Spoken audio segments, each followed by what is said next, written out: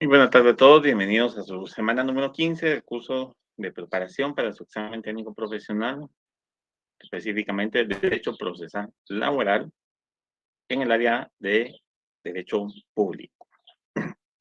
Estamos a esta y otra semana de terminar con sus clases. Espero que su estudio haya sido muy satisfactorio, que tengan la oportunidad de poder solventar su examen final y que este sea, pues, aprobado como es su pretensión.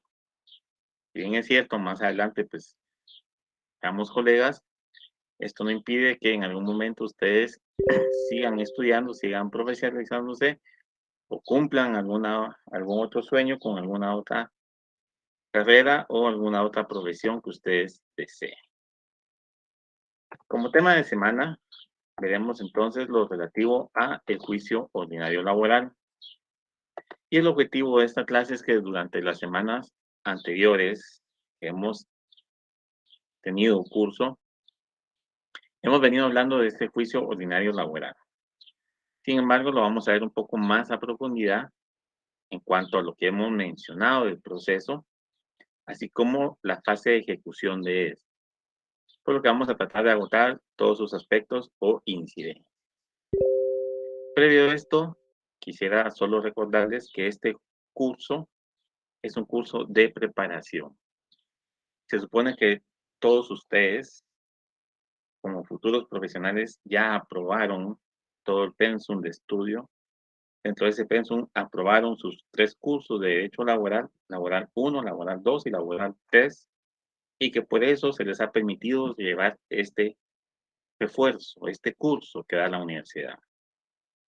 No es un curso para que ustedes a estas alturas de la vida vengan a aprender o pretender aprender lo que no aprendieron en Derecho 1, Derecho 2, procesando el trabajo. Si no lo aprendieron o lo mal aprendieron, no es responsabilidad de mi persona, puede ser de ustedes o de algún catedrático que hayan tenido, pero no es responsabilidad de mi persona. Es molesto esto, y se lo digo de esa forma, porque recibí un correo de una persona que me hacía ver que yo solo me dedico a leer mis diapositivas, que no explico, que no les doy el fundamento en cada una de las diapositivas de lo que yo estoy hablando, y que le molesta, le revienta dejar esas preguntas en el tintero, como yo se las digo. Son preguntas, jóvenes, para que ustedes profundicen en su estudio. Yo no puedo llevarlos de la manita como pretende esta persona y decirles paso a paso por qué 1 más 1 son 2, por qué es juicio, por qué es ordinario y por qué es de trabajo. O sea, no puedo, no estamos con el tiempo necesario para explicar nuevamente lo que tuvieron que haber visto en año y medio, en 6 meses, y menos de 6 meses. Yo doy generalidades, hago acuerdo o recordatorio de lo que se supone ustedes ya vieron. Algunas cositas nuevas podrán tener, pero no puedo tener esa capacidad porque no nos permite el tiempo de llegar con cada uno de ustedes y decirles, mire, esto es así porque así está y aquí está archivo en el código. No, no puedo. Aquí quienes están estudiando son ustedes. Quienes deben de profundizar son ustedes. Quienes deben de agarrar los libros de derecho de trabajo, quienes deben de agarrar el código, instrumentos internacionales son ustedes. Porque ustedes tienen el tiempo para estudiar. Yo simple y sencillamente les doy esos lineamientos para que ustedes tengan el punto de partida. Si a través de un correo electrónico se manifiestan de una forma pesada, así que abusiva, no los quiero ver cuando estén en una audiencia. ¿Cómo lo van a hacer ante un juez? ¿Cómo van a tratar al abogado o a la otra parte en un proceso? No tengo ni idea cómo van a hacer. Espero que cambien ese tipo de actitudes. Juicio ordinario laboral. Definición. Y si algunas cuestiones no tienen fundamento, es precisamente porque son cuestiones teóricas, doctrinarias, y eso no tiene un fundamento legal. El juicio ordinario laboral es el juicio de conocimiento establecido en el Código de Trabajo para la tramitación y solución judicial de los conflictos individuales y conflictos colectivos de carácter económico, social o jurídico, que surgen entre patronos y trabajadores o los involucrados en una relación laboral, así también como los conflictos contenciosos en materia de previsión social, derivadas de las resoluciones que emite el Instituto Guatemalteco de Seguridad Social en ese sentido. También se va a conocer en juicio ordinario laboral todos aquellos asuntos de esta materia que carezcan de procedimiento determinado en el Código del Trabajo. Es como un juicio ordinario en lo civil. Se tramita en un juicio ordinario en lo civil todo lo que no tiene vía específica en el Código Procesal Civil y Mercantil. En el Código de Trabajo, lo que no tiene un procedimiento específico para conocer, va a ser en juicio ordinario. Resoluciones contra el ICS, juicio ordinario. Procesos contenciosos, juicio ordinario. Siempre y cuando no tengan señalada la vía específica dentro del Código de Trabajo. Puede considerarse que su naturaleza ordinaria deriva de la observancia de todos los trámites y solemnidades normados para que puedan controvertir detenidamente los derechos de las partes, después de la discusión y el examen de ellos. ¿Qué es controvertir detenidamente esos derechos? ¿Qué es un derecho controvertido? Discutirse. Vamos a ver a quién asiste la razón. Y para eso vamos a reservar y a respetar todas esas solemnidades que establece el propio Código de Trabajo. Vamos a cumplir con los trámites que nos establece el Código para que podamos dar al juez todos los hechos, nuestro sustento, para que él se siente a analizar, a examinarlos y emita la resolución que corresponde. La naturaleza del juicio ordinario de trabajo es que es un típico proceso de cognición, es decir, de conocimiento del juez, ya que tiende a declarar el derecho previa fase de conocimiento. En él se dan preferentemente los procesos de condena y los meramente declarativos. Un proceso meramente declarativo, ¿cuál va a ser? Se declara un derecho. En los de previsión social, se declara que al señor fulano tal le asiste la razón para gozar de la pensión por jubilación o por vejez que tiene el Instituto Guatemalteco de Seguridad Social. No se condena al ICS a pagar, se declara ese derecho para que el ICS lo admita como tal y le empiece a pagar. O bien le condena. Se condena al patrono fulano tal para que pague en concepto de vacaciones lo correspondiente al periodo de tal fecha, de aguinaldo tal fecha, de bonificación anual tal fecha, partiendo del salario tal, ese salario que fue acreditado en el proceso. Ahí está condenando, porque está obligando, está imponiendo una obligación. El juicio ordinario laboral se diferencia del proceso civil en las modalidades que le imprimen los principios informativos y su propia normatividad. Podemos considerar entonces que el juicio procesal laboral posee las siguientes características. A. Es un proceso en el que el principio dispositivo se encuentra atenuado, pues el juez tiene amplias facultades en la dirección y marcha del mismo, impulsándolo de oficio. Aquí el juez no necesita que a ruego o a petición ir avanzando en el proceso. Ya agotó una fase, pasa a la siguiente. Ya recibió la prueba, pasa, si fuera necesario, a la siguiente fase o bien a una segunda audiencia para terminar de recibir la prueba. El juez no necesita que le estemos pidiendo a cada rato. Aquí por eso establece la propia ley que es un impulso de oficio. B. Es un juicio predominantemente oral, concentrado en sus actos que lo componen, rápido, sencillo, barato y antiformalista, aunque no por ello carente de técnica. Es decir, no podemos obviar algunas cuestiones en cuanto a nuestras peticiones, por ejemplo, tienen que cumplirse con los requisitos que establece el código. Vamos a presentar alguna otra solicitud, tenemos que tener cierta técnica para plasmar en un documento o en nuestra petición oral qué es lo que queremos. Es barato, antiformalista, ¿por qué no se necesita que uno esté acompañado de un abogado director o un abogado defensor? Rápido, sencillo, ¿por qué? Porque no obstante exigir requisitos para el inicio de la demanda, las demás peticiones no necesitan llevar auxilio de abogado, no necesitan hacerse tan técnicamente hablando.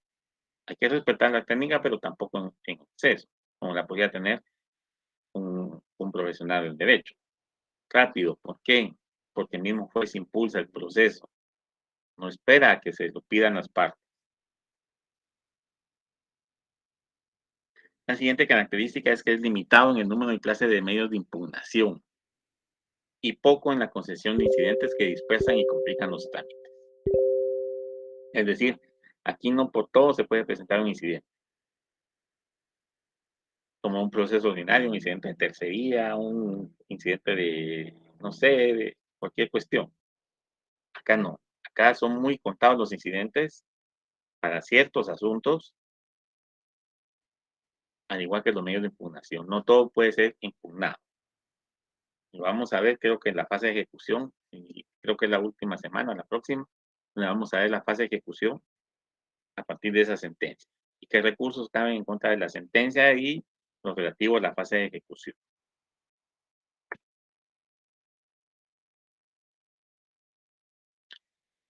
La acción procesalmente entendida, hablando como acción en un juicio ordinario laboral, es una manifestación del derecho de petición. Esto constituye el antecedente y fundamento de la demanda. Tiene como objeto el que las personas puedan acudir a los tribunales de justicia para la satisfacción de sus pretensiones, mediante un proceso legalmente instruido y justo. ¿Qué implica esto entonces? Que en ejercicio de ese derecho de petición que nos otorga artículo 28 de la Constitución, nosotros tenemos esa facultad de acudir al juez o a los tribunales de justicia para satisfacer una pretensión, algo que nos está siendo afectado. Para eso vamos a hacer uso de un proceso legalmente instruido en un código de trabajo. Justo, porque es uno de los principios que se establecen en los considerandos, que es esa justicia social la que busca el proceso laboral. Y por eso se entiende que esa acción, entonces, procesalmente entendida, se plasma en un memorial de demanda. Ahí plasmamos ese derecho de petición. Ese es el fundamento de la demanda. Y la demanda laboral, entonces, es ese instrumento legal para que podamos ejercer ese derecho de petición. Yo no puedo ir a pretender que me paguen las vacaciones del año pasado si no demando. Tengo que promover una demanda. Ya agoté lo administrativo, ya agoté la conciliación con el patrón, no me quiere pagar las vacaciones, demando. Mi derecho de petición ante el juez que representa al órgano jurisdiccional del Estado va a ser a través de una demanda. Esta demanda entonces tiene por objeto la iniciación del proceso jurisdiccional laboral, el cual, a su vez, tendrá como objeto las pretensiones que dentro del mismo se formulen. Es decir, ese proceso en materia laboral que vamos a promover a través de esa demanda va a resolver las pretensiones que formulo en ese proceso, en ese escrito de demanda y no fuera de. Después no me puede resolver más allá de lo que yo pedí. Una resolución ultrapetita no es permitida, ¿sí? Un juez puede resolver más allá de. Por eso nuestras peticiones debemos de ser concretos, claros y relacionadas estas con los hechos expuestos en la demanda.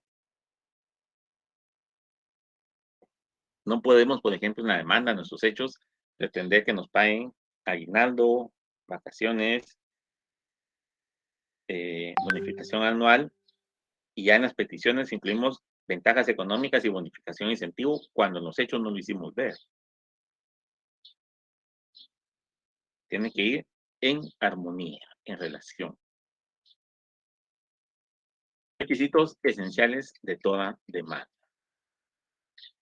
De conformidad con la doctrina, existen dos tipos de requisitos que deben de cubrirse en toda demanda: los esenciales y los secundarios. Los secundarios, de acuerdo a nuestra legislación, los encontramos en el artículo 332 del Código de Trabajo. Pero ¿cómo hacemos para distinguir los esenciales entonces? Veamos la siguiente clasificación. A, por la forma de entablarse las demandas, que pueden ser orales y escritas. Orales, cuando el demandante se presenta ante el juzgado y ante el secretario del juzgado expresa su deseo de demandar. Y escrita, cuando lo hacemos por medio de un memorial de demanda debidamente estructurado con la técnica que nos exige, con o sin auxilio de abogado.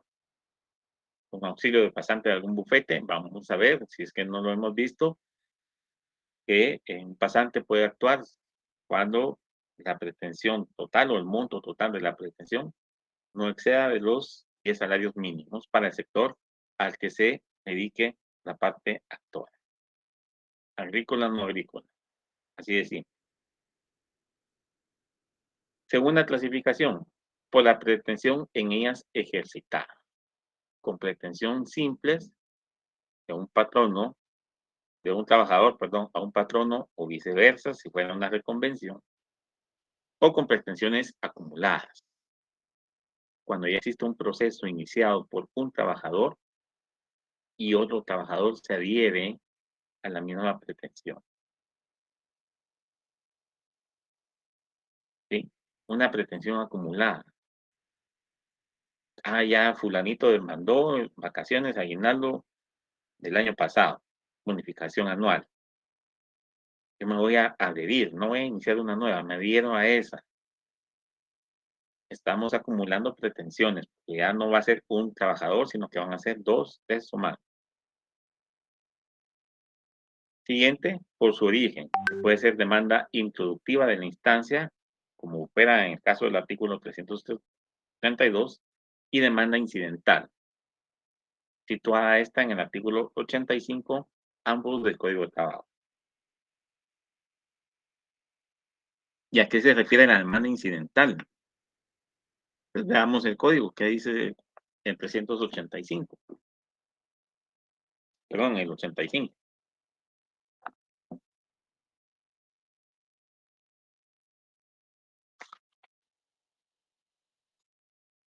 Artículo 85. Son causas que terminan con los contratos de trabajo de cualquier clase que sean sin responsabilidad para el trabajador y sin que se extingan los derechos de éste o de sus herederos o concubina para reclamar y obtener el pago de las prestaciones o indemnizaciones que puedan corresponderles en virtud de lo ordenado por el presente código o por disposiciones especiales como las que contengan los reglamentos emitidos por el Instituto Guatemalteco de Seguridad Social en uso de sus atribuciones.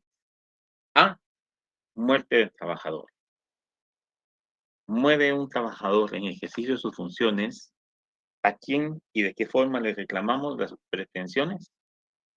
Obviamente al patrono, a través de un incidente de declaratoria post-mortem para decir que los herederos, la esposa, tienen derecho a recibir ese pago de las prestaciones que le correspondían al tal trabajador porque falleció en el ejercicio de sus funciones.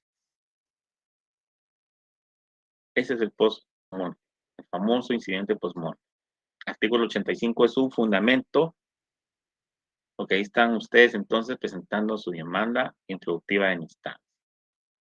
No es un ordinario del 332, es un incidente.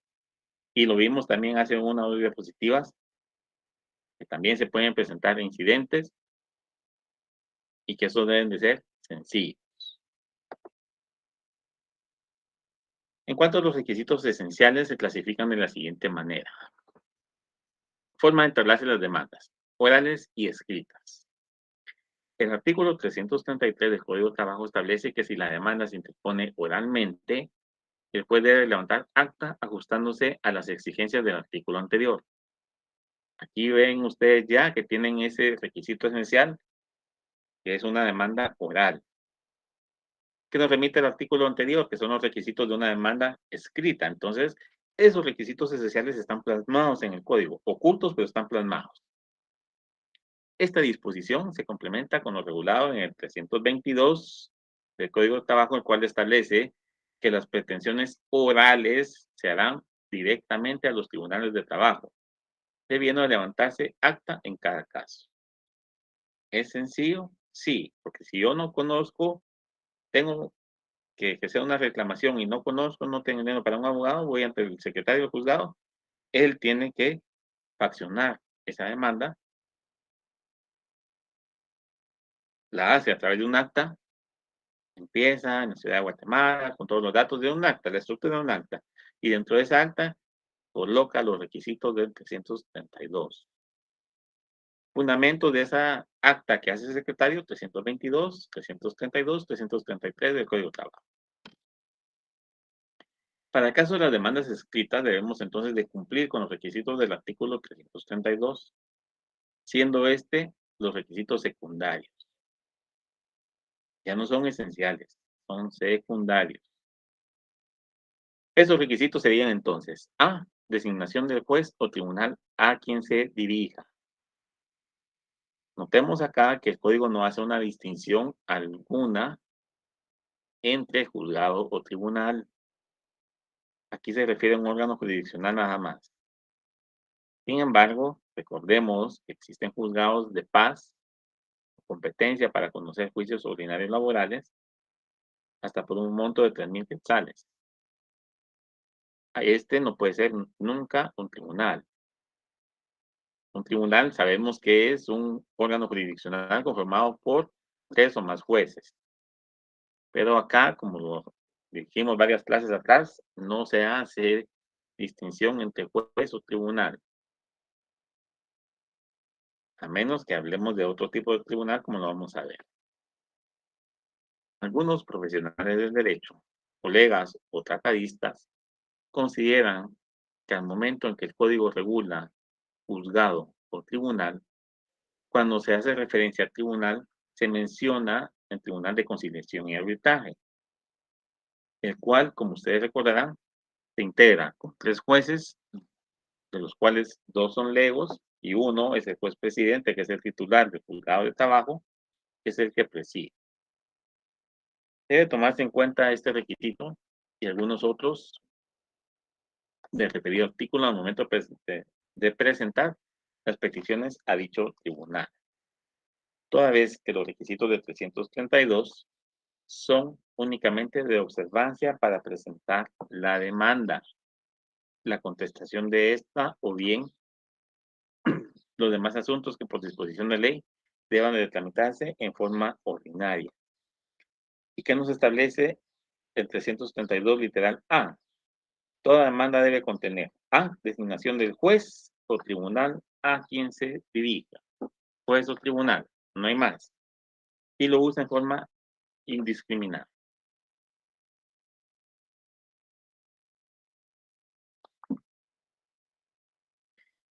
El artículo 332 no establece que como requisito deba de contarse con el auxilio de asesor.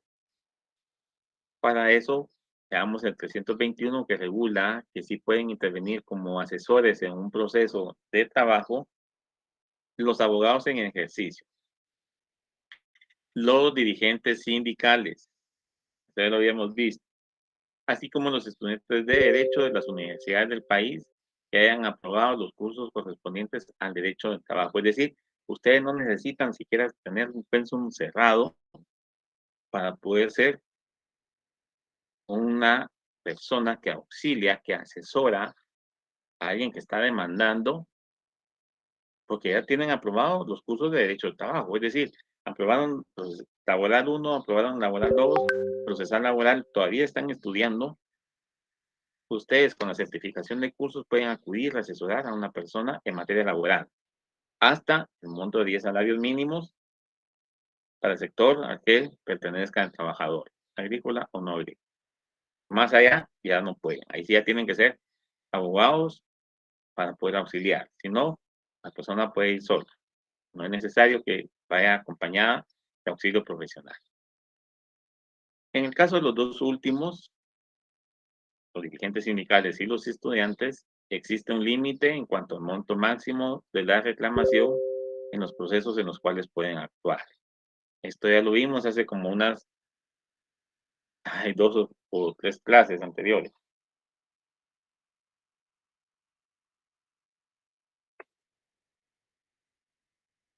Siguiente requisito: los nombres y apellidos del solicitante, así como su edad, estado civil, nacionalidad, profesión u oficio, vecindad y lugar para recibir notificación. Nombres y apellidos. Recuérdense que el nombre se compone de esas dos formas. Código Civil, si no recuerdo mal, artículo 8 o 14, pues ahí está. La edad de la persona que está demandando, el estado civil, nacionalidad, es decir, guatemalteco en el caso de acá y algún extranjero que pueda trabajar, profesión u oficio, vecindad y lugar para recibir notificación. Sin embargo, en los casos en que se comparezca en representación de otra persona, debemos de observar las formalidades de dicha representación para evitar las excepciones obligatorias, atendiendo entonces a lo que dispone el artículo 323 del Código de Trabajo. Este regula que puede comparecerse con carta poder por acta levantada ante el secretario según el motivo que se establece o por mandato judicial. Es decir, yo voy a representar a un trabajador que no puede asistir, que no puede comparecer, lo puedo hacer teniendo cualquiera de esos tres documentos. Carta poder que me extiende, acta levantada ante el secretario o por mandato judicial. Pero para el mandato judicial recuerden ustedes que hay requisitos. Si no somos parientes, yo no puedo ser mandatario, a menos que sea abogado. Pero si no soy abogado, soy ingeniero y no soy pariente de la persona, no puede hacerme un mandato. Me tendrá que entonces dar una carta poder. En el caso de las personas jurídicas, estos actuarán conforme lo establecido en la escritura constitutiva de la sociedad. En cuanto a quién va a ejercer la representación legal, según lo que se haya dispuesto en esa escritura constitutiva. Gerente general, gerente administrativo, director de recursos humanos, presidente de, no sé, el cargo de presidente en esa entidad. Lo que se haya plasmado en la escritura constitutiva es lo que se debe respetar. No puede decir la escritura, por ejemplo, que el representante legal será el gerente general de la entidad y comparece a juicio el director de recursos humanos. No tiene la representación legal. Ya verán ustedes si decepciona o si simple y sencillamente dejan consentir el acto. Se puede comparecer también, en el caso de personas jurídicas, a través de abogado. Es decir, que el abogado sea el mandatario judicial, no representante legal. Si tiene las dos, pues va a ser los dos. Si no, solo es mandatario judicial. La representación que se ejercite, independientemente de cuál sea, debemos de acreditarla de conformidad con la ley. Yo no puedo llegar y decir, yo soy el mandatario del señor fulano de tal y aquí me presento. ¿Y dónde está mi mandato? ¿Dónde está el testimonio debidamente inscrito? No lo presento desde esa primera comparecencia donde yo digo que soy el representante de cuál va a ser el efecto si fuera la parte demandada, pues posiblemente una declaratoria de que se me declara confeso o la parte demandada se le declara confesa y rebelde, porque quien llegó en su nombre no cumplía con los requisitos exigidos en ley para poder representar.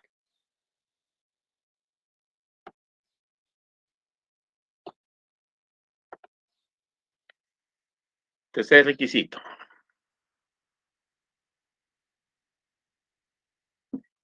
Relación de los hechos en que se funda la petición. Esta es la columna vertebral de nuestra demanda. Si no establecemos bien los hechos, difícilmente el juez nos vaya a dar una sentencia reconociéndolos todos.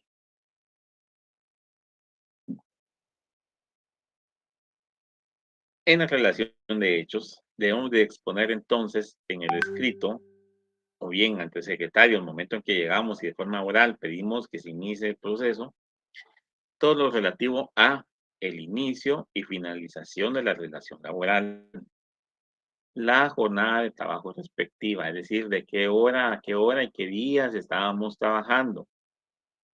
Esa es la jornada, ¿sí? Inicio y finalización no se refiere a que entro a las 6 de la mañana, aunque mi jornada es de 8 a 4 y yo salgo a las 5 de la tarde. No. Inicio y finalización se refiere a la fecha en que inicié, por ejemplo, 22 de abril de 2022 y finalizó el 24 de diciembre de 2022. Esa es la fecha de inicio y finalización de la relación laboral. La jornada de trabajo, de 8 de la mañana a 17 horas, de lunes a viernes, ¿sí? Si queremos, podemos colocar a qué hora ingeríamos nuestros alimentos para efecto del cómputo de las horas. Pero recuérdense que ya vimos en ese sentido cómo se computa el salario de acuerdo a las horas según la Constitución y según el Código de Trabajo. También vamos a hacer relación en ese apartado de hechos al salario de vengado, es decir, a lo que recibíamos. ¿Cómo se estructuraba un salario? El salario base, bonificación anual, bonificación incentivo, ventajas económicas si se tienen, utilidades si se tienen, todo eso forma el salario. Ya una vez integrado empiezan los descuentos. ISR para los que pagamos ISR, préstamo que se yo, aquí y allá, todo se debe hacer constar. Ese es el salario. Al final estamos de venganza. Y todo lo relacionado en cuanto a la manera o rubros de cómo se integraba ese salario y la forma de pago. Si era quincenal, si era mensual, si era en cheque, si era a través de transferencia o depósito en nuestra cuenta. Eso hay que hacerlo constar. El nombre del patrono y del representante de este si lo hubiera, así como todo lo relativo al trabajo desempeñado, es decir, cuál era mi función en esa empresa o en esa entidad. Si ejercía algún puesto, algún cargo, en qué consistía mi labor. Yo era, por ejemplo, el jefe de bodega, bueno, era el jefe de bodega de la empresa fulana tal o de la entidad tal, bodega ubicada en el municipio de Amatitlán, departamento de Guatemala. Estoy diciendo cuál era mi puesto, mi cargo. Era jefe de bodega. ¿Dónde lo ejercía? La bodega que está ubicada en Amatitlán. Y por último, la forma o motivo de la finalización de la relación de trabajo, si fue despido directo e injustificado o si fue un despido indirecto. Algunos colegas realizan esta manifestación en un solo apartado, es decir, hacen una sola historia que van hilvanando en un solo bloque. Otros, por cuestión de pura técnica, la realizan de forma separada, es decir, a cada cuestión la vamos haciendo su parrafito. Del inicio y finalización de la relación de trabajo. Los puntos, inicia laboral para la entidad demandada tal, el 22 de abril de 2022, cuya relación finalizó el 24 de diciembre de 2022. Punto. Otro, de la jornada de trabajo respectiva. Y así se van, bloque por bloque. Incluso el motivo de la finalización. Ese lo pueden unir ustedes con el apartado de inicio y finalización. Finalizó el 24 de abril o el 24 de diciembre, perdón, de 2022 por despido directo e injustificado. Ahí ya cumplieron ustedes con el último de los requisitos de este apartado de hechos y los subsumieron, lo unieron. O bien, no lo colocan en este apartado, sino hasta el final. Es cuestión de técnica. Recuerden que es antiformalista. Hay que respetar cierta técnica, sí, porque hay que incluir esto en nuestros hechos. Pero no importa dónde los pongamos. Y por eso les digo, algunos colegas hacen esta manifestación en un solo apartado, un solo bloque.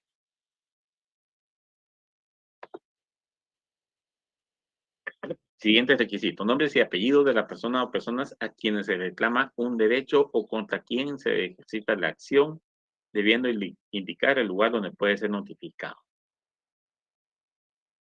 Es decir, después de los hechos decimos, bueno, comparezco a demandar a la entidad o al señor fulano tal, a la señora fulano tal, quien puede ser notificada en tal lugar. Sin embargo, esto puede ser indicado en el apartado de la relación de hechos o bien en forma posterior. Sin embargo, es cuestionable esto por muchos juzgadores, toda vez que esto no forma parte de los hechos en sí, por lo que debe de colocarse en forma separada. Yo lo coloco al inicio del memorial. Bueno, después de mi comparecencia, el objeto de mi comparecencia es presentar demanda ordinaria laboral en contra de la entidad fulana de tal, que puede ser notificada a través de su sede ubicada en tal lado. Punto. No lo hice después de los hechos, según el orden que me establece en el artículo 332, pero sí lo coloqué. Estoy cumpliendo con ese requisito, no esencial o secundario, pero por cuestiones técnicas, de lógica estructural, lo coloco arriba y no abajo.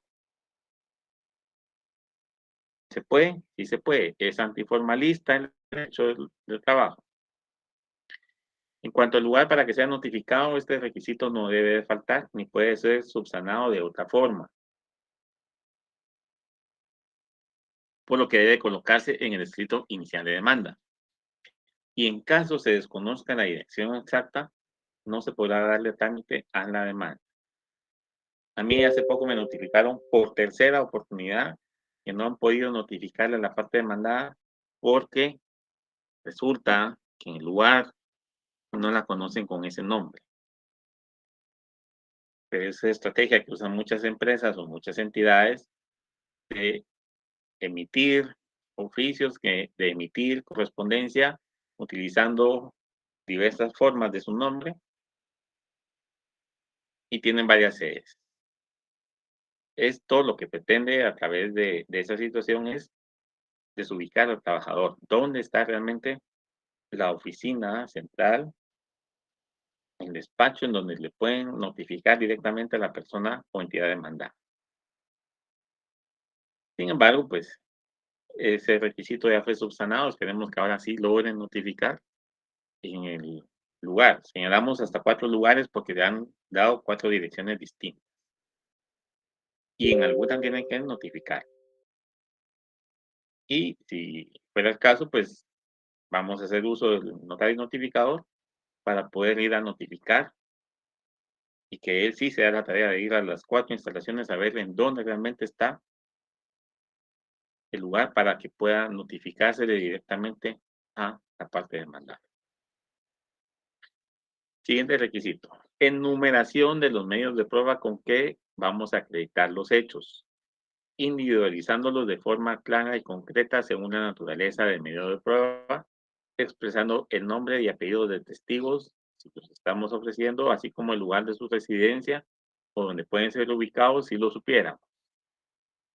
El lugar donde se encuentran los documentos que estamos ofreciendo como prueba o bajo quién o el poder de quién están, elementos sobre los cuales se va a practicar inspección ocular o expertaje si lo estamos pidiendo. Recuérdense que para este efecto nos podemos remitir al Código Procesal Civil y Mercantil, juicio ordinario, para ofrecer y diligenciar la prueba por parte del juez. El 326 del Código de Trabajo nos remite en aplicación supletoria al Código Procesal Civil y Mercantil y lo podemos utilizar para eso. Esta disposición no es aplicable cuando el trabajador haya sido despedido. ¿Sí? Me despidieron, va a ser difícil que yo pueda ofrecer muchos medios de prueba. Pero si ofrezco medios de prueba, debo de cumplir con el requisito que me exige el Código Procesal Civil y Mercantil partiendo de esto.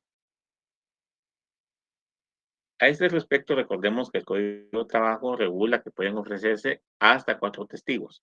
El Procesal Civil y Mercantil nos dice 5 para los juicios ordinarios. Acá son 4. Por cada uno de los hechos que pretendamos establecer. Para eso podemos verificar entonces el contenido del artículo 347 del Código de Trabajo que establece lo siguiente. Apartado de pruebas, capítulo 7, artículo 347. Las partes pueden ofrecer hasta 4 testigos sobre cada uno de los hechos que pretende establecer. Una vez propuestos y aceptados los testigos por el tribunal, está obligado a acudir al llamamiento o citación que éste nos hiciere, tal como lo dispone el siguiente artículo, que es el 348. ¿Y qué regula este? Todos los habitantes de la República tienen obligación de concurrir al llamamiento judicial para declarar en juicios de trabajo, salvo la excepción que establece allí.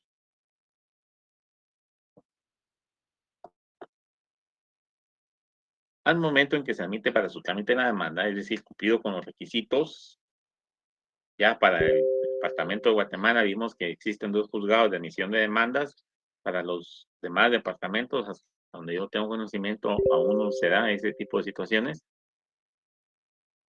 Creo que Quetzaltenango está también con esa intención de poner por lo menos un juzgado de admisión de demandas, porque estos lo que hacen es verificar que se cumplen con los requisitos, si no, pues imponen los previos que sean necesarios hasta su cumplimiento para poder dar trámite a la demanda. Una vez le dan trámite, ese juzgado de admisibilidad de demandas, en el caso de Guatemala, el primero o segundo, y en apoyo, como ha sucedido algunas veces, el juzgado de paz, admiten la demanda, señalan la fecha y hora para la audiencia, con todos los procedimientos y prevenciones de esa resolución, y designa al juzgado de instancia que lo va a conocer. O sea, le quitó esa carga de trabajo, por decirlo de alguna manera, a los juzgados de instancia de trabajo, a través de esos 2 juzgados de admisibilidad de demanda. Una vez se admita entonces para su trámite, después mandará a solicitar en dicha resolución certificaciones de los documentos que las partes hubieran ofrecido como prueba y que se encuentren en alguna oficina pública o en poder de cualquiera de los litigantes. De igual forma, se realizarán cuando dichos documentos sean ofrecidos como prueba dentro de las excepciones interpuestas. Interpongo excepciones o la contestación de esas excepciones. Voy a ofrecer prueba documental, pero yo no tengo el documento en mi poder, sino que está en una oficina pública o es una información que debe dar una oficina pública, una certificación de RENAP, no sé, una certificación del archivo de protocolos, cualquier situación. Me debo de indicar al juez entonces el poder de quién o a dónde debe solicitarse esa información. Si no la presento y si la ofrezco y no le digo al juez dónde o en poder de quién está, el juez no va a ser obviamente adivino y ese medio de prueba pues será insubsistente, por decirlo de alguna forma, o indiligenciable si es que existe el término. Es decir, no lo vamos a poder diligenciar en la prueba o en las audiencias porque no fue ofrecido como tal, como exige la ley. Por eso es que existe esa posibilidad de las demandas orales, porque hay gente que no conoce el derecho, no está obligada, según dicen, pero recuerden que nadie puede alegar ignorancia de ley, no quiere contratar un abogado o no puede contratar un abogado. ¿Qué va a suceder? ¿Quiere demandar? Tiene que ir a un juzgado. ¿Por qué no se le permite al demandado acudir a un juzgado para que le hagan la contestación de la demanda? Recuerden que el derecho es tutelar del trabajador, el derecho al trabajo. Protege a la parte económicamente más débil, que es el trabajador. El Estado viene, lo llama, usted no tiene recursos, no puede contratar a un abogado, no tiene cómo contratar a un abogado, el Estado le va a prestar al secretario del juzgado para que le dé forma a su demanda. No van a ser parte, no tiene interés, solo le va a dar la forma a su demanda para que se le emita trámite y que se lleve a cabo todas las fases del proceso. No sucede así con el demandado, porque el demandado tiene, en teoría, por ser patrono, el poder económico. Tiene esa fortaleza y no necesita que el Estado le auxilie en ese sentido.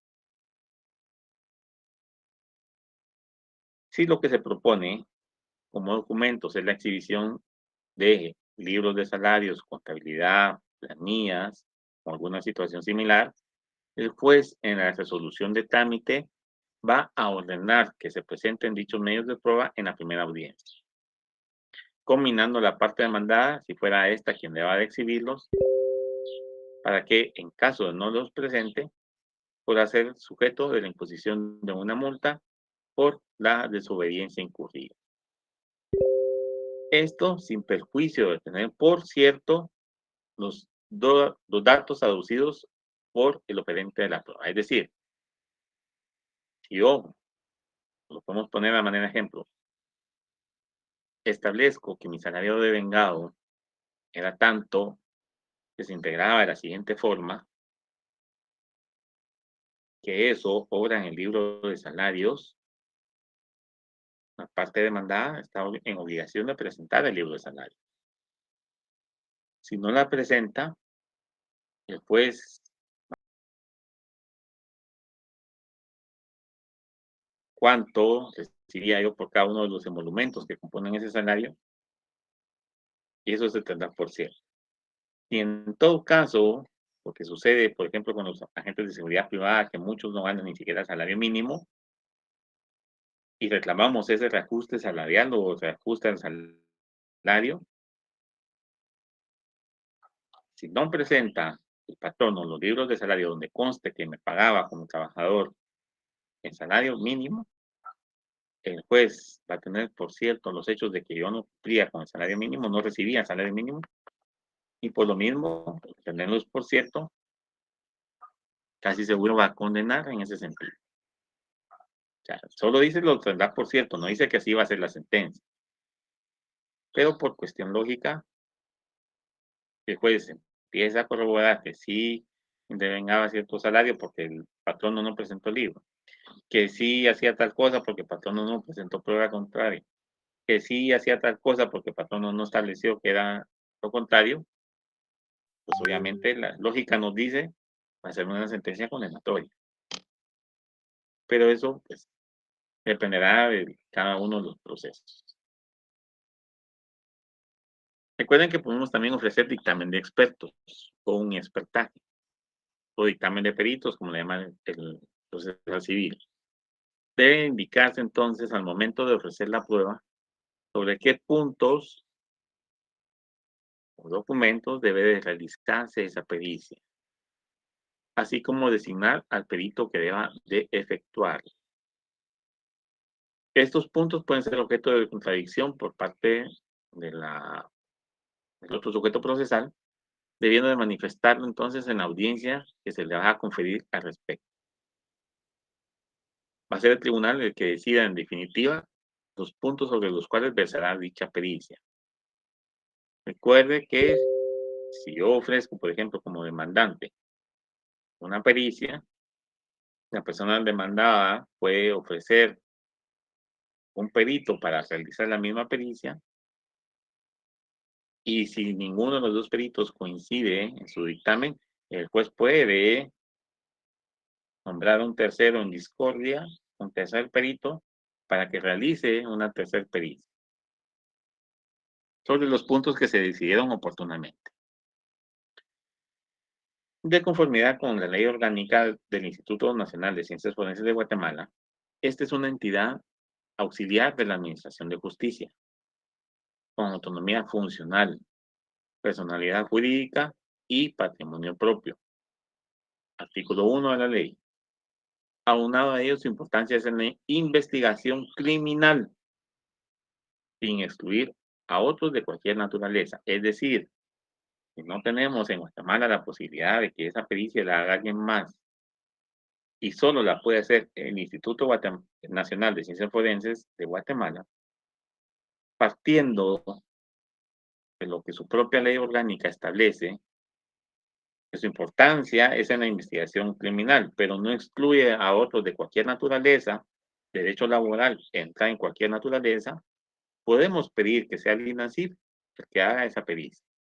Obviamente esto va a tener un costo. ¿Sí? El INACIF tiene una tabla de costos para ese tipo de pericias que hacen fuera de un proceso penal. Y veamos lo que establece el siguiente párrafo. Si fuera necesario que el dictamen lo realice el INACIF, Deberá de considerarse si presta ese servicio, es decir, si está dentro de las posibilidades de financiar, y tomar en consideración lo dispuesto en su artículo 4, literal H de la Ley Orgánica. Este establece que puede prestar servicios en procesos judiciales previo pago de honorarios conforme su arancel. Si, por ejemplo, fuera una cuestión genética, bueno, que haga la Mariano Garbes y hay un par de laboratorios privados que hacen análisis de ADN o genéticos, le pongamos el ADN. Ah, bueno, usted para el ADN que solicita le cuesta 4,000 quetzales. ¿Es que ustedes tienen obligación de presentar peritajes? No. La importancia es en procesos penales o criminales. Podemos auxiliarle en hacer esa pericia, pero nuestro arancel indica que le cuesta 4,000 quetzales. Nos paga primero y después le hacemos la pericia. Así opera el INASIF fuera de los procesos que no son penales. Eso para el dictamen de expertos. Podemos ofrecer también la confesión judicial de la otra parte. Declaración de parte le establece el Código Procesal Civil y Mercantil. Acá la conocemos como confesión judicial. Para lo cual deberá presentarse entonces el pliego de posiciones que deberá dirigirse a la parte que deba absolver. ¿Qué es el pliego de posiciones? Pues es el interrogatorio que vamos a dirigir. Y absolver, ¿qué es? Contestar. Bajo procedimiento, es decir, con advertencia de ser declarado confeso si no compareciera a solventar dicho medio de prueba. Yo soy llamado para prestar confesión judicial como parte demandada y no comparezco a esa audiencia, pueden declarar confeso por no haber comparecido, es decir, que acepté todo lo que decía ese interrogatorio.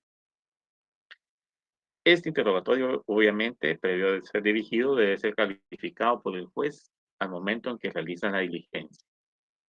No antes. Recuérdense que este interrogatorio, ese pliego de posiciones, va a un sobre sellado. Se adjunta con la demanda o al momento en que vamos a llevar a cabo la audiencia de confesión judicial.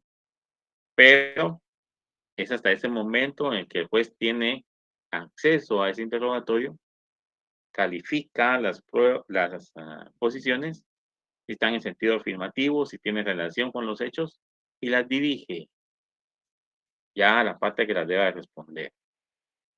Toda prueba que se formule en ese escrito debe ser propuesta entonces de forma concreta en la demanda o en el escrito de contestación si somos demandados, en el escrito de reconvención que vamos a contrademandar o el momento en que estemos planteando o respondiendo las excepciones interpuestas. La prueba impertinente, es decir, que no tenga relación con el hecho o que sea contraria al derecho, se actúe de una forma ilegal o que no esté señalada en el Código Procesal Civil y Mercantil, va a ser rechazada de plano. Es decir, esa ni siquiera puede plantar a considerar si la recibe. La va a rechazar de plano, de una vez.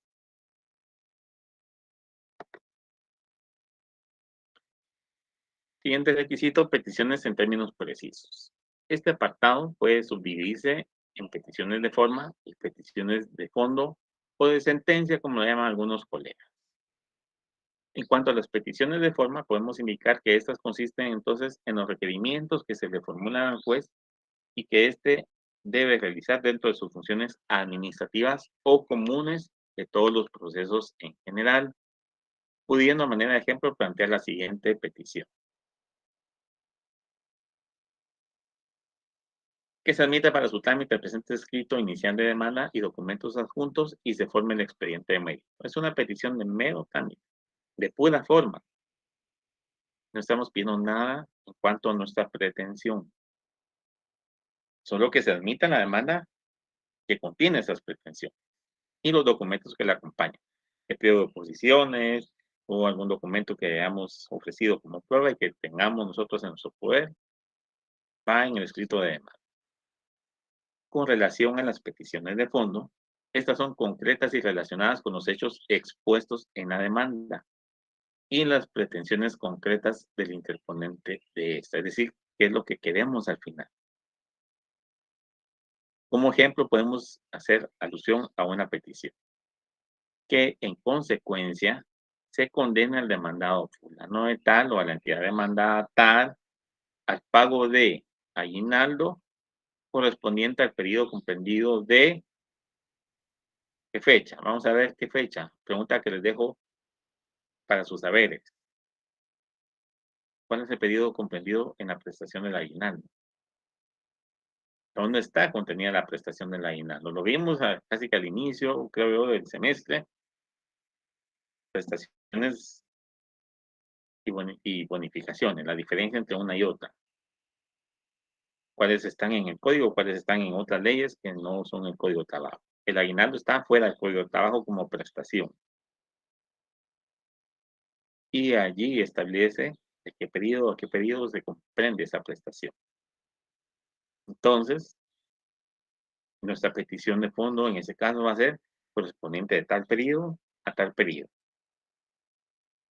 ya sea por el año completo o en forma proporcional, una vez tengamos el derecho a exigir el pago de esa prestación.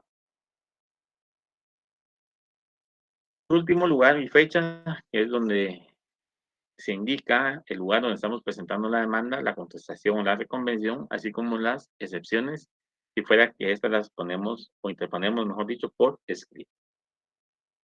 Y la fecha, es decir, el día en que estamos presentando o haciendo el escrito. Y la firma del demandante o impresión digital del pulgar derecho si no sabe o puede firmar. Cumplidos estos requisitos, el juez señalará día y hora para la comparecencia de las partes a juicio oral, previniéndoles o advirtiéndoles de presentarse con sus respectivos medios de prueba a efecto de poder recibirlas o diligenciarlas en esa audiencia. Bajo apercibimiento de rebeldía de la parte que no compareciere, sin más citarle ni oírle. Es decir, usted no compareció, lo lamento, ya no lo vamos a volver a citar. Y eso lo encontramos regulado en el artículo 335 del Código de Trabajo. Entre la citación o notificación de la resolución de trámite y la primera audiencia debe mediar el plazo de por lo menos 3 días. Ese plazo puede ser ampliado por razón de la distancia, es decir, que tanto se tenga que desplazar la persona que debe comparecer a el llamamiento del juzgado. Puede ser 1, 2, 3 días. Regularmente es un día. En la República de Guatemala es un día. Muy raras veces los jueces dan 2 días de plazo por razón de la distancia, sumados los 3 que exige la ley. Bueno, requisitos de la demanda con relación a la pretensión en ellas ejercitar. Recuérdense que vimos que hay pretensiones simples y acumuladas. Si es pretensión simple de un trabajador o un patrón o viceversa, y acumuladas cuando ya existe un proceso iniciado por un trabajador y otro se adhiere a la misma pretensión. Atendiendo a estos requisitos esenciales, en cuanto a las pretensiones simples o acumuladas, estas no consisten per se en la cantidad de peticiones que se formulen en la demanda, sino la cantidad de demandas que se adhieren a la ya iniciada. No porque yo estoy pidiendo 20 cosas o 20 prestaciones o 20 reclamaciones, ya es una pretensión acumulada. No. Puedo estar pidiendo una sola prestación, pero si aparte de mi demanda se suman 4, 5 o 6 trabajadores más, van a ser pretensiones acumuladas, porque ya somos varios los que estamos unidos en un proceso. A eso se refiere esa pretensión acumulada, y siempre cuando soy solo yo.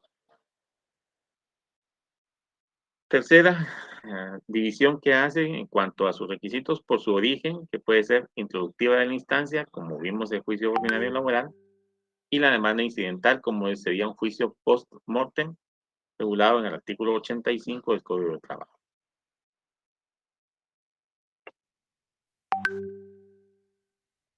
Llegado el día de la audiencia, el juez va a empezar a diligenciar las fases de ese proceso.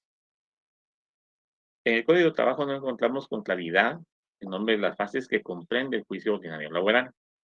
por lo que será la práctica la que nos establezca el nombre y orden de cada una de ellas, y que incluso puede diferir un poco con lo regulado, pero basados en el principio de que las normas de trabajo son eminentemente conciliatorias.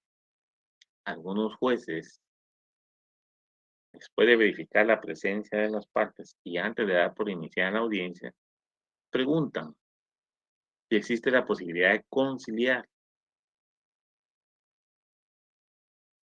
y en caso existiera esa posibilidad, van a diligenciar el proceso de una forma más expedita, es decir, más rápida, más sencilla, más barata, cumpliendo con los principios de celeridad, economía procesal, oralidad y mediación y demás que le sean aplicables al proceso laboral. Verificar la presencia de las partes. No empiezo con la fase de ratificación de la demanda. Pregunto, ¿hay una conciliación? ¿Hay una fórmula de arreglo? No, señor juez o señora juez. Va. Bueno, vamos a dar inicio entonces con las fases del proceso. Y pasamos a lo que es entonces la fase de la ratificación, ampliación o modificación de la demanda. Artículo 338. En esta etapa será entonces el actor el que se manifieste y va a ampliar, modificar o simplemente ratifica la demanda. La puede ampliar porque omitió algún hecho, la puede modificar porque cometió un error en su planteamiento o ratificarla, es decir, no le hace ningún cambio. Luego de verificar la comparecencia de las partes y encontrándose todos los citados a llamados a la audiencia, el juez procede a conferirle la palabra al demandante. Bueno, esto es lo que establece el artículo. Al actor o demandante para que se pronuncie respecto a si existe alguna modificación o ampliación de la demanda. Y si no hubiere, si ratifica la misma en todo su contenido. En ese momento, el actor, si desea modificar el contenido de la demanda, lo deberá realizar, indicando en qué consiste la modificación y cómo debe tenerse por correcta. Si fuera el caso de una ampliación, deberá indicar también en qué consiste esa ampliación, si ofrece prueba para corroborar esos extremos de la ampliación y debe de presentarla o bien indicar dónde se encuentra para que fuera requiera o que en la parte de la que estamos demandando la presente en la próxima audiencia. Porque obviamente no iba a tener conocimiento el demandado de esa ampliación que se está dando en esa audiencia.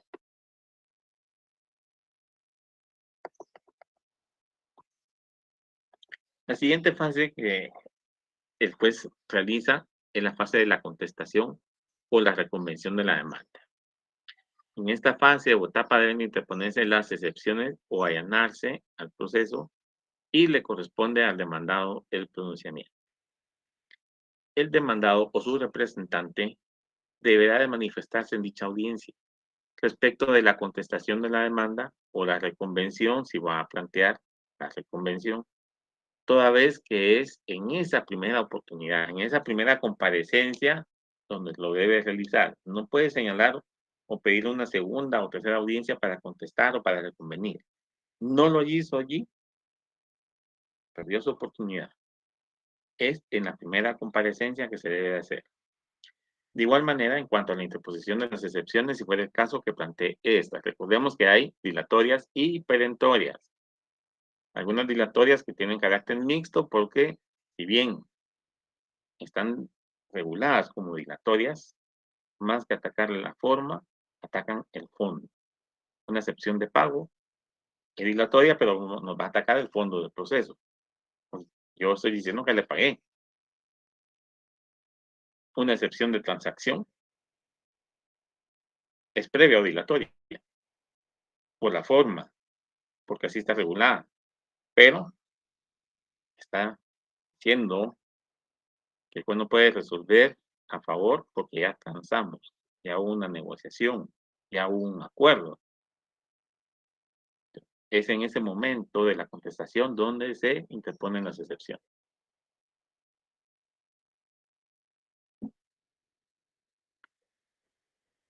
No sucede lo mismo con el allanamiento, toda vez que por orden de etapas la oportunidad para conciliar es posterior a la contestación y recordemos que podemos conciliar en cualquier estado del proceso, incluso antes de la sentencia de segunda instancia.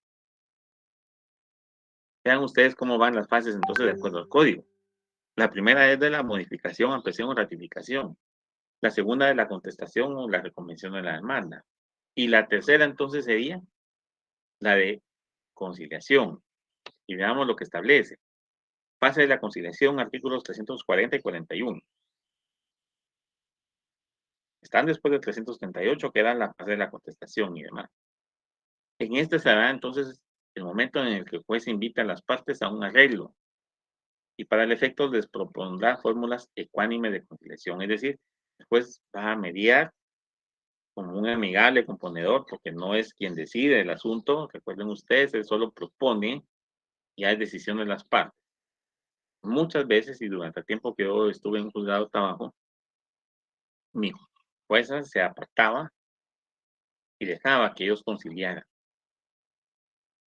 Ella no proponía esa fórmula, ella solo instaba esa conciliación para evitar precisamente malos entendidos. La norma establece que ese juez es el que debe proponer esa fórmula. Pero cuando llegábamos a esta fase, si es que se habían agotado las dos anteriores, ella simplemente dejaba que ellos propusieran, no, no se involucraba en eso.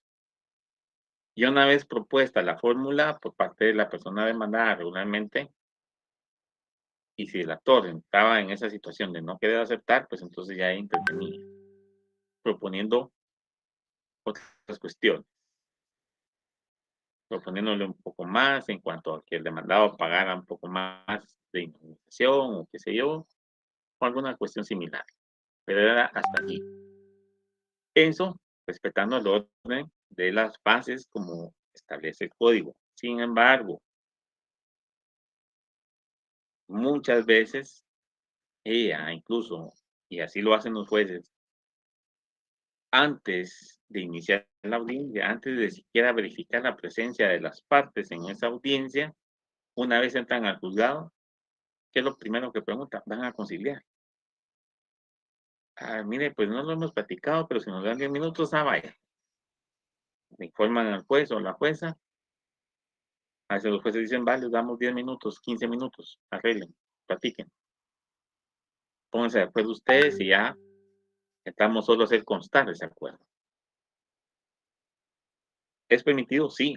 ¿Por qué? Porque es antiformalista. Pero esto, jóvenes, esto no está en el código, esto se lo da en la práctica. Y eso solo lo van a aprender ustedes estando en la práctica, porque no está en el código. Y yo no les puedo enseñar todo el código, no tenemos tiempo para eso. Todavía nos faltan varias presentaciones y estamos por terminar la clase el día de hoy. El arreglo puede ser total. Se va a redactar un acta entonces que contiene ese arreglo. Y si así fuera acordado, se inicia la fase de ejecución. Es decir, nos pasamos ya a la etapa de ejecución de la sentencia. O bien, y pasaba a veces, se cancela en ese momento el monto de lo acordado y finaliza el proceso. A veces, y cuando los jueces son un poco más accesibles, permiten que, por ejemplo, la próxima semana o los siguientes 15 días ya lleguen y cancelen. A ellos facilitan las instalaciones del juzgado para que el demandado llegue con su cheque o lo efectivo o cheque de caja, cancele lo que acordaron, se hace una pequeña acta en el juzgado haciendo constar esa situación y ahí termina el proceso. No hay sentencia, no hay ninguna otra fase de diligenciamiento más que esa conciliación. Y a veces mucha gente concilia hasta que ya se ve ante un órgano jurisdiccional. Si el arreglo fue de parcial, se continúa el juicio solamente respecto de lo que no fue acordado, es decir, de lo que no hay en ese allanamiento. Y en lo demás se puede proceder de la forma anterior, es decir, pasar a la fase de ejecución. Esto implica entonces que se puede cancelar la totalidad del arreglo de forma parcial o bien iniciar la fase de ejecución de dicho arreglo. En cuanto a lo no acordado en ese allanamiento, si fuera parcial, debemos de recordar que el proceso de trabajo es eminentemente conciliatorio, por lo que puede existir un arreglo respecto de lo que aún se encuentra en juicio y con ello dar por finalizado dicho arreglo de lo que no fue allanado en su momento, puede ser incluso hasta antes de la sentencia de segunda instancia. Es decir, me condenaron, bueno, sé que estoy vencido, que difícilmente en una sala me vaya a asistir la razón, reconozco que lo que le debo es cierto, y antes de que la sala jurisdiccional dicte sentencia, podemos conciliar. Algunas salas rechazan que lleguen las partes a hacer ese arreglo ahí, y ya lo tiene que llevar uno por escrito con la renuncia y desistimiento del proceso. Otras sí facilitan, como en los casos de los jueces de instancia, que las partes concilien ahí en la sede de la sala jurisdiccional para poder finalizar el proceso. No hubo conciliación, se ratificó la demanda, se contestó en sentido negativo y está la prueba de ambas partes. La siguiente fase que nos toca entonces es el diligenciamiento de esos medios de prueba. Agotamos ya las fases de conciliación, de contestación de demanda. Vamos a diligenciar los medios de prueba ofrecidos y admitidos. Si hubiera prueba del actor, se va a diligenciar como número 1. Y si hubieran excepciones y prueba de las excepciones, se diligencian allí mismo. Si fuera interpuesta una excepción y yo como demandante necesito contradecir esas excepciones y presentar pruebas, puedo pedirle al juez acogerme al plazo de las 24 horas. ¿Qué implica esto? El proceso la audiencia no se va a suspender allí. Se diligencian los medios de prueba que están, pero a partir de finalizar esa audiencia, yo tengo las 24 horas, y ahí sí son horas, para poder contradecir las excepciones y presentar u ofrecer mis medios de prueba. Ahora, si deseo hacerlo en esa audiencia, pues lo puedo hacer, pero pasaría lo mismo que en una ampliación de demanda. Si yo amplío mi demanda, el demandado no iba a saber que yo le iba a ampliar. Si yo soy el actor y me interponen excepciones, yo no voy a saber qué excepciones me van a interponer ni sobre qué las van a interponer. Lo ideal es aquí acogerse ese plazo de 24 horas para poder argumentar y ofrecer pruebas si fuera el caso. Si al momento de la audiencia se presentara la reconvención contra el actor, es decir, la contrademanda, de igual manera se prueba, perdón, de igual manera la prueba de las excepciones que el actor interponga se diligenciarán en las siguientes 24 horas. Yo demandé, día de la audiencia, mi expatrono presenta la contestación de la demanda y la contrademanda, es decir, me reconviene. ¿Yo puedo presentar excepciones a esa reconvención? Sí. ¿En qué momento lo hago? La puedo hacer ahí o solicitar el plazo de las 24 horas para contestar esa contrademanda, esa convención y poder interponer las excepciones que considere. Esta audiencia se considera una audiencia excepcional dentro de las regulares que establece el código para diligenciar los medios de prueba y solamente tiene por objeto recibir prueba relacionada con las excepciones presentadas. No podemos presentar en esas 24 horas prueba de la pretensión principal. La prueba que presentamos es únicamente de las excepciones. Por eso es el apercibimiento de que en la primera comparecencia vamos a acudir con nuestros respectivos medios de prueba. Y si somos demandados y se nos pide prueba, pues esta se va a diligenciar en una siguiente audiencia. Como les dije hace un rato, pues el código no establece con claridad el orden en que deben de diligenciarse ni las fases de proceso ni los medios de prueba. Suele darse cumplimiento a esta etapa según aparecen regulados en el Código de Trabajo. Es decir, el primero que se menciona es el primero que se recibe. Y el primero que encontramos nosotros en el Código de Trabajo como medio de prueba es el de testigo. Entonces, el primero que vamos a recibir, si fueron ofrecidos testigos y llegaron a esa audiencia, es la declaración testimonial o declaración del testigo.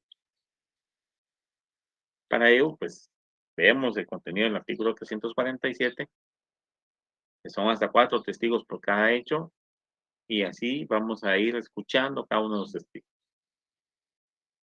Por lo regular, en cuanto a los testigos se refiere, se ofrecen y diligencian para establecer los hechos de la demanda en general. Sin embargo, atendiendo a los hechos expuestos, pueden ofrecerse testigos para estos, como por ejemplo, para acreditar el hecho de que el demandante le eran otorgadas ventajas económicas. ¿Qué testigos van a saber eso? Muy pocos. ¿Será que vale la pena presentar testigos para decir que yo sostenía una relación de trabajo, inició tal fecha y finalizó tal fecha, y sé que obra en recursos humanos copia de mi contrato? No, pido la copia del contrato de recursos humanos y no necesito presentar testigos para eso. Pido la nómina, pido la planilla, pido los libros que sean necesarios. No necesito testigos. Por eso, regularmente, para acreditar hechos, muy pocas veces ocurren, es que se usan testigos. Uno, ventajas económicas. Porque esto puede ser que, o esa situación puede ser que no sea conocimiento del resto de las personas o trabajadores que están en el lugar. ¿A quién le puede constar el pago de ventajas económicas? A su gerente, al encargado de nóminas, o de planillas, al de recursos humanos. A ellos los puedo ofrecer yo como testigos, siempre y cuando no incurran en la excepción que establece el código. Eso, o para eso es la importancia de los testigos. Posterior a los testigos, vamos a proceder a la realización de dictamen de expertos si es que se ofreció ese dictamen, para lo cual el juez ya habrá establecido los puntos sobre los cuales va a versar dicha pericia. Para el efecto, entonces, deberá en esa audiencia, al momento de diligenciar ese medio de prueba, discernirle el cargo al perito propuesto. Es decir, se va a nombrar como perito. Y hay una fórmula en el proceso civil mercantil, no me acuerdo dónde, no la encontré, no la ubiqué cuando estaba presentando la diapositiva, después ya no tuve tiempo para colocar el fundamento, pero en el proceso civil mercantil creo que es el artículo 170, 180, por ahí están los expertos, que se le discierne el cargo. Una fórmula, hay una pregunta que se le formula y él tiene que responder sí, acepto o algo así. Ahí está establecido. Si no hay dictamen de expertos, entonces se pasa al siguiente medio de prueba, que es la exhibición de documentos. Libros de contabilidad, de salarios, de planillas, eh, no sé, los documentos que hayamos ofrecido para acreditar los extremos de nuestra demanda, que tuvimos una relación laboral, cuál era nuestra jornada de trabajo, por ejemplo, ahora que muchos lugares tienen el registro de huellas para establecer que uno marcó su ingreso y su salida del lugar de trabajo, el informe del Departamento de Informática o Recursos Humanos que establezca la forma en que era marcado o registrado por parte de mi persona mi ingreso al lugar de trabajo.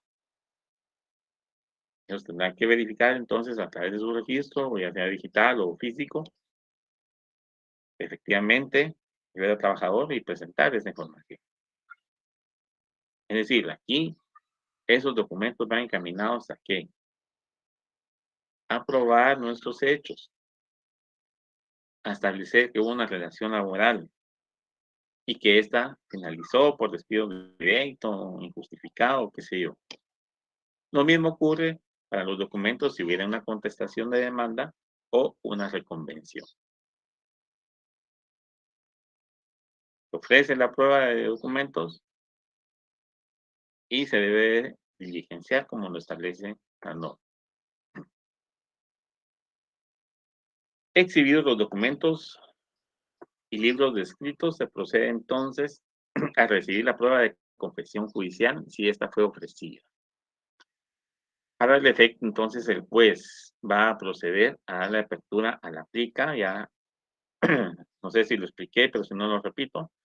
La plica es el sobre sellado que contiene ese pliego de peticiones, es decir, ese interrogatorio, ese listado de preguntas que vamos a formular a la parte a quien le pedimos que deba de prestar esa confesión judicial. Demandado y actor pueden presentar confesión judicial. De igual manera, se va a proceder para el reconocimiento de documentos, debiendo presentarse el pliego que deba de dirigirse. Es decir, si vamos a pedir confesión judicial y vamos a pedir reconocimiento de documentos, podemos presentar un pliego de posiciones respecto a ese documento que se va a reconocer. Una cosa es la exhibición y otra cosa es el reconocimiento. Aquí estamos hablando de qué? Exhibición de documentos.